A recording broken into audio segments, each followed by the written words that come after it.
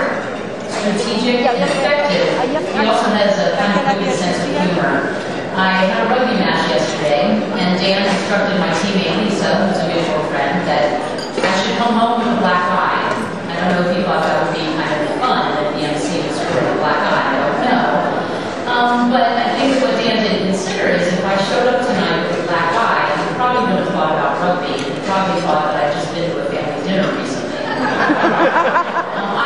I'm so honored that I'm pleased that I get to call Dan a friend of mine. So please join me in welcoming to the stage, the Executive Director of Equality Maryland, Dan Furmansky. Good evening. How's that sound working? Yeah? All right. So, one question that everybody keeps asking me over and over and over again, and I'd like to answer it now. Just get it out of the way so that nobody asks me again this evening. I have no idea when the Court of Appeals is going to rule in our marriage litigation. I'm sorry, I just don't know. But I have heard rumors about when the court is going to rule. I also heard rumors about how the court is going to rule. They come from friends whose brothers, cousins, college roommates, nurse practitioners, brother lives or works near the Court of Appeals. But I'm not going to talk about what those rumors say. Because Equality Maryland isn't an organization that listens at a time like this. We are a movement that speaks and that acts. Right now, what we're saying, you can see it over here, you can see it at the yard signs in the back of the room, is that civil marriage is a civil right.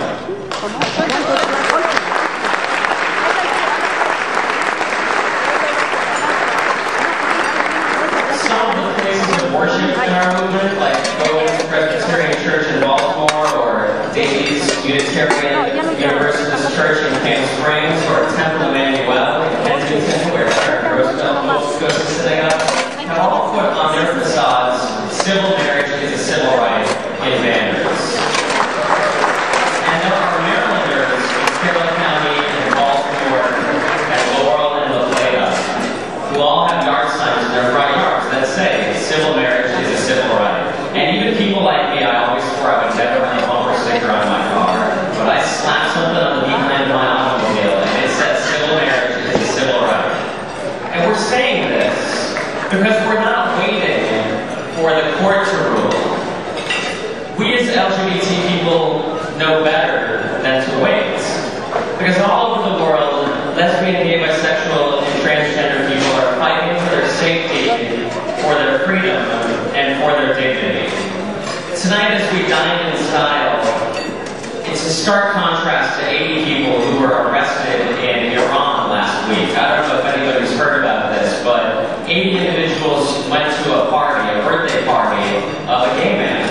And the police raided the party, and they arrested everybody in attendance, including the man who was having his birthday party, his parents, all of the partygoers, and they beat them with batons, reportedly. And the person who was the eyewitness to this showed up as the police were escorting them out. And you can see that their clothes were ripped and there was blood on their bodies and their face. Two people actually jumped from a second-story window rather than be arrested by the Iranian police, having heard what the police do to individuals who are suspected homosexuals. People, when we say civil marriage is a civil right, we acknowledge that we're part of a global movement for equality that can't wait any longer. Waiting isn't what's going to protect transgender people in Maryland from discrimination in employment and housing. Waiting isn't what's going to get state employees domestic partner benefits. Waiting isn't going to make sure that our public schools teach the facts about sexual orientation and gender identity. And waiting, of course, is not going to pass the Employment Non-Discrimination Act or the Hate Crimes and Penalties Act. But when we say civil marriage is a civil right, we're saying that we deserve more. We deserve more than to be spit out by the military. We deserve more than to be compared to cannibals by anti-gay zealots attempting to write discrimination into the Maryland Constitution. We deserve more than to live in a society where the with only a slap on the wrist as punishment. We deserve more than to have beer bottles hurled at us because we got caught walking hand in hand with our partner on a lazy Sunday afternoon stroll. And when we say civil marriage is a civil right, we're saying that we deserve more than to just be free of the hatred and the violence and the torment. We deserve to be equal.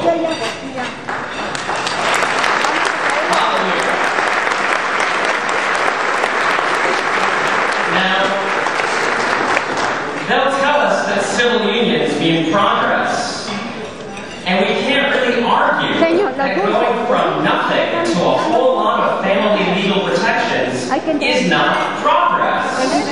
But I confess that I'm just a little bit sick and tired of jumping for joy for progress that has, as its underpinnings, exclusion. Civil unions just may indeed be great progress, but civil unions are not equality.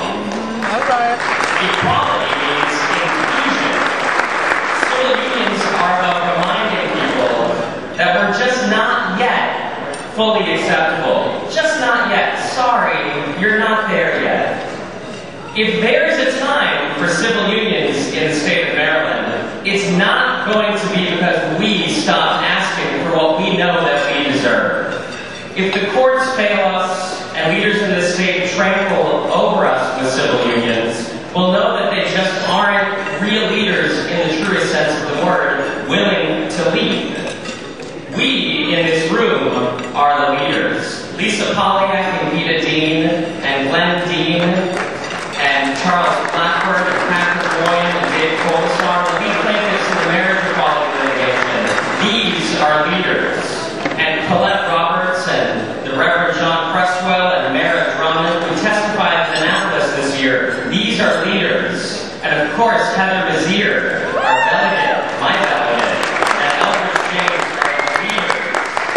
Senator Rich Manalino and Delegate Ann Kaiser are superhero gay legislators in Annapolis. These are the leaders.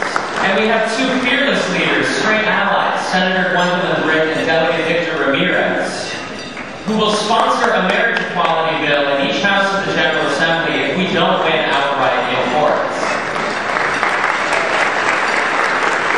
Equality Maryland is right now having meetings with legislators to give them a chance to be leaders by co-sponsoring these bills if it becomes necessary to introduce them.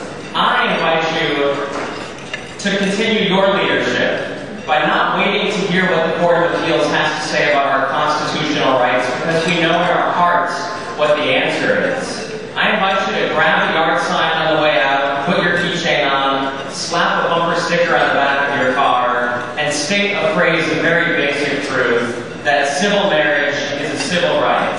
Because by saying that, you're saying that you don't put a civil rights movement on a timeline. You don't fear being loud when you're part of a movement as strong, as ever-present, and as truthful of ours. And you don't wait patiently when it's your family's dignity that's at stake. We don't know when the Court of Appeals will be ready, but when they do, we will be ready.